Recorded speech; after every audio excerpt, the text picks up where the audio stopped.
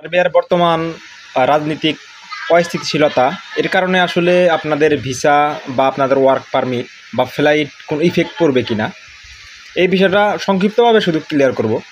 আপনারা জানেন যে গত 2 থেকে 3 দিন আগে 79 জন লোককে কিন্তু সার্বিয়ান প্রশাসন তারা গ্রেপ্তার করেছে এবং 38 জনের রিমান্ডও কিন্তু তারা মঞ্জুর করেছে। তো এর প্রভাব সাধারণত বাংলাদেশি ভিসাধারীদের ক্ষেত্রে বা যারা ওয়ার্ক পারমিটে অ্যাপ্রুভাল অবস্থায় আছে তাদের ক্ষেত্রে কোনো প্রভাব পড়বে কি না, এই বিষয়টা আজকে ক্লিয়ার করব। সেটা হচ্ছে, দেখেন ভাই, ঘটনা কিন্তু আরও 3 থেকে 4 দিন আগে হয়ে গেছে।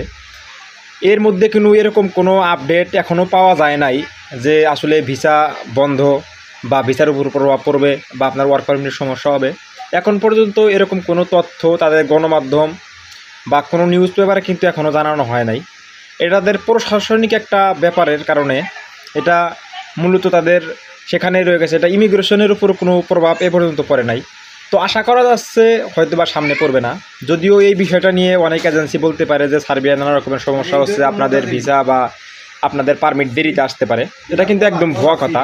এখন পর্যন্ত পাওয়া আপডেট অনুযায়ী কোনো সমস্যা এ পর্যন্ত হয় নাই। তো আপনারা নিশ্চিন্তে থাকবেন যে আপনাদের কোনো সমস্যা হবে না বা আপনাদের ভিসা, ওয়ার্ক পারমিট বা ফ্লাইটের ক্ষেত্রে কোনো সমস্যা হবে না ইনশাল্লাহ, আশা করা যাচ্ছে। তো আশা করি বিষয়টা অবশ্যই বুঝতে পারছেন।